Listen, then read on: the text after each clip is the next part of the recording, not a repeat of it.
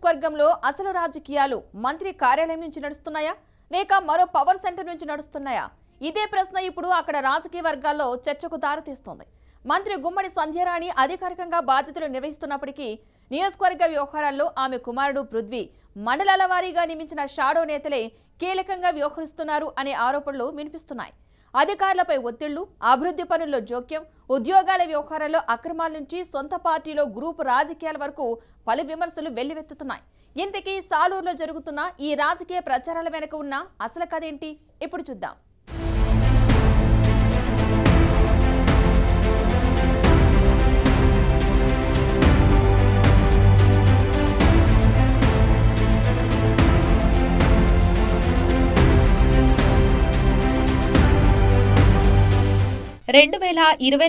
Assembly ఎన్నికల్లో Saluru ST నియోజకవర్గం నుంచి తెలుగుదేశం పార్టీ అభ్యర్థిగా గెలిచిన గుమ్మడి సంధ్యారాణికి ముఖ్యమంత్రి చంద్రబాబు నాయుడు క్యాబినెట్లో ఏకంగా 2 కీలక శాఖలైన మహిళా శిశు సంక్షేమ శాఖతో పాటు గిరిజన సంక్షేమ శాఖ బాధ్యతలు అప్పగించారు. అయితే మంత్రి బాధ్యతలు చేపట్టిన కొద్ది కాలానికే నియోజకవర్గంలో మరో చర్చ మొదలైంది. మంత్రి కంటే ఆమె కుమారుడే అనేక వ్యవహారాల్లో కీలకంగా వ్యవహరిస్తున్నారనే ప్రచారం రాజకీయ వర్గాల్లో వినిపిస్తోంది. గతంలో ఆయనపై వచ్చిన ఆరోపణల తర్వాత ప్రత్యక్షంగా కనిపించకపోయినా వెనుక నుంచి వ్యవహారాలను సమన్వయం చేస్తున్నారనే వాదనలు స్థానికంగా వినిపిస్తున్నాయి. ఇక ఈ ఆరోపణలపై సంబంధిత వ్యక్తుల స్పందన తెలియాల్సి ఉంది.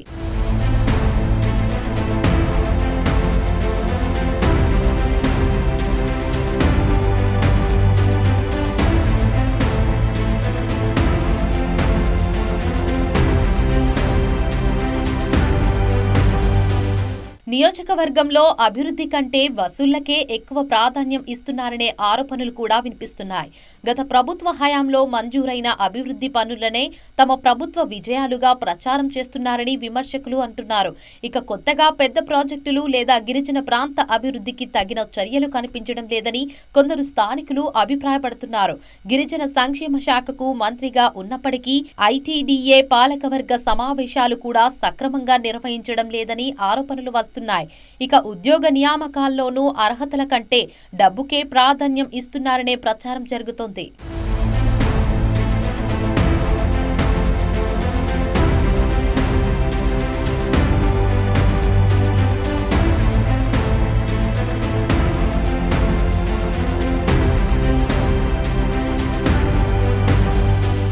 నియోజకవర్గంలో చిన్నపాటి పనుల నుంచి కీలక అభివృద్ధి ప్రతిపాదనల వరకు సంబంధిత షాడో నేతలతో మాట్లాడితేనే పనులు ముందుకు సాగుతాయనే అభిప్రాయం స్థానికంగా బలపడుతుందని రాజకీయ వర్గాల్లో చర్చ జరుగుతోంది. దీంతో ప్రజాప్రతినిధులను నేరుగా కలిసే కంటే అనధికారికంగా వ్యవహరిస్తున్న వారిని ఆశ్రయించాల్సిన పరిస్థితి ఏర్పడిందనే వాదనలు వినిపిస్తున్నాయి. మరోవైపు అధికారిక హోదా లేని వ్యక్తుల జోక్యం ప్రభుత్వ వ్యవస్థలో పెరుగుతోందని కొందరు విమర్శిస్తున్నారు. ఇక నిర్ణయాధికారం ఎన్నికైన ప్రజాప్రతినిధులు ప్రభుత్వ అధికారుల వద్ద ఉండాల్సి ఉండగా అనధికారికంగా వ్యవహారాలు నడుస్తున్నాయనే ప్రచారం ప్రజల్లో చర్చకు దారితీసిందని స్థానిక రాజకీయ వర్గాలు పేర్కొంటున్నాయి. అయితే ఈ ఆరోపణలపై మంత్రి సంధ్యారాణి లేదా సంబంధిత వ్యక్తుల నుంచి అధికారిక స్పందన రావాల్సి ఉంది.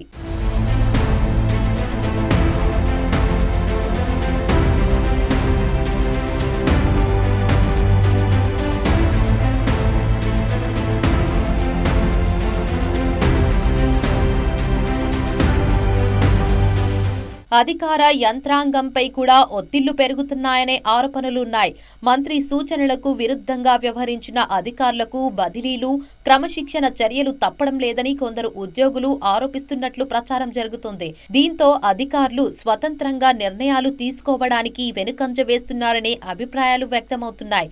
మరోవైపు నియోజకవర్గంలో పనిచేస్తున్న కొందరు అధికారులు కూడా నిర్ణయాలు తీసుకునే ముందు రాజకీయ ఒత్తిళ్లు, అనధికారిక సూచనలను పరిగణలోకి తీసుకోవాల్సిన పరిస్థితి ఏర్పడిందనే ప్రచారం వినిపిస్తోంది. దీంతో ప్రభుత్వ పరిపాలన పారదర్శకత దెబ్బతింటుందని, అధికార యంత్రాంగం స్వేచ్ఛగా పనిచేసే వాతావరణం బలహీనపడుతోందని కొందరు విమర్శిస్తున్నారు.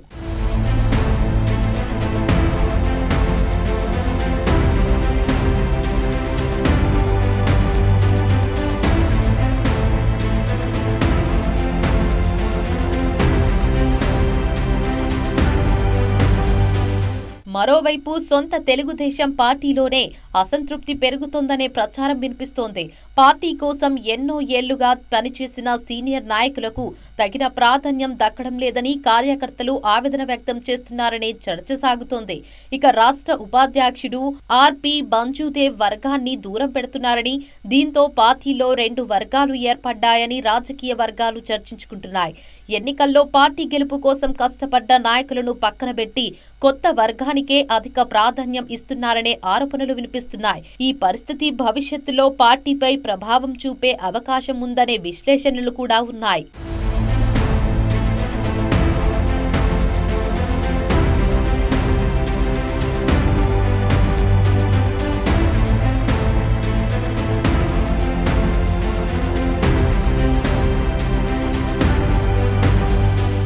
సాలూరు నియోజకవర్గంలో మంత్రి సంధ్యారాణి వ్యవహార శైలిపై వినిపిస్తున్న ఈ ఆరోపణలు ఎంతవరకు నిజం, ఎంతవరకు రాజకీయ ప్రత్యర్థుల ప్రచారం అన్నది సంబంధిత దర్యాప్తు, అధికారిక వివరణలతోనే తేలాల్సి ఉంది.